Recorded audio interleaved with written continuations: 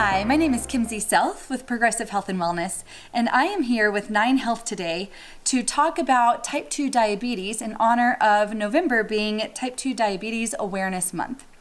Today, we're making a delicious recipe that's really designed to provide the micronutrients, vitamins, and minerals, as well as macronutrients, fibers, protein, carbohydrates, and healthy fats that will help prevent type 2 diabetes.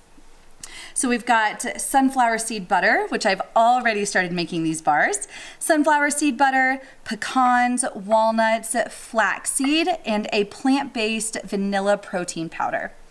And all you do is dump these ingredients, starting with the sunflower seed butter, the protein powder, and the flaxseed, into a baking dish like this. Mix it all together with your hands, which you can tell I've been doing. It's great for kids, by the way. Mix it all together with your hands, flatten it out into the thickness you desire, cut it into the size bars you want, throw it in the freezer, and that's it. I like to top it with the pecans and walnuts to give it a little bit of a crunch also.